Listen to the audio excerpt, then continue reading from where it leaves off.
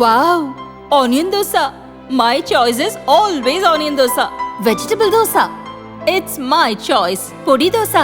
My choice is podi dosa. Wow! Masala dosa.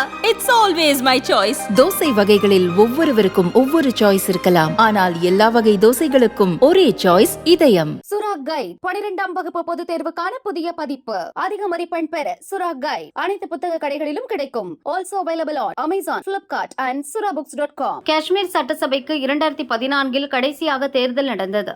அப்போது பாஜக ஆதரவுடன் காஷ்மீர் மக்கள் ஜனநாயக கட்சியின் முகமது சையத் முப்தி முதல்வராக பதவி வகித்தார். 2018 அவர் மறைவை தொடர்ந்து மகள் மெஹபூபா முப்தி முதல்வரானார். 2019 பாஜக ஆதரவை திரும்ப பெற்றதால் மெஹபூபா முப்தி ராஜினாமா செய்தார். இதனை அடுத்து காஷ்மீரில் ஜனாதிபதி ஆட்சி அமல்படுத்தப்பட்டது.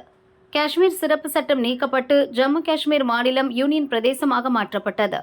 இதனை எதிர்த்து தொடர்ந்த வழக்கை விசாரித்த சுப்ரீம் கோர்ட் விரைவில் சட்டசபை தேர்தலை நடத்த உத்தரவிட்டது.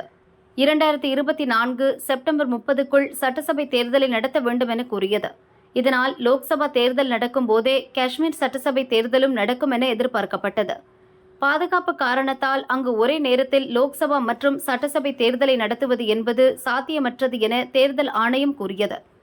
ஒவ்வொரு சட்டசபை தொகுதிக்கும் 10 முதல் 12 வேட்பாளர்கள் இருப்பர். அப்படி பார்த்தால் 1000 வேட்பாளர்களுக்கு மேல் போட்டியிடுவர். இவர்கள் அனைவருக்கும் பாதுகாப்பு வழங்குவது என்பது சாத்தியமற்றது என தெரிவிக்கப்பட்டது. இதனால் லோக்சபா தேர்தல் மட்டும் இப்போது சுமூகமாக நடத்தி முடிக்கப்பட்டது. இதில் 58% ஓட்டுகள் பதிவானது. காஷ்மீரின் 35 ஆண்டு வரலாற்றில் அதிகபட்சமாகும். இது சட்டசபை தேர்தலை நடத்த உந்து சக்தியாக அமைந்துள்ளது என தேர்தல் ஆணையம் கூறியிருந்தது. இப்போது அதற்கான ஏற்பாடுகள் தொடங்கியுள்ளது. காஷ்மீர் யூனியன் பிரதேச சட்டசபை பொது தேர்தலுக்காக சின்னத்தை ஒதுக்க தேர்தல் ஆணையம் முடிவு செய்துள்ளது. அரசியல் கட்சிகளிடமிருந்து விண்ணப்பங்கள் வரவேற்கப்படுகிறது என அறிவிக்கப்பட்டுள்ளது. மக்களால் தேர்வு செய்யப்பட்ட அரசை காஷ்மீர் மக்கள் விரைவில் பார்ப்பார்கள் என தலைமை தேர்தல் கமிஷனர் ராஜீவ் குமார் கூறியுள்ளார்.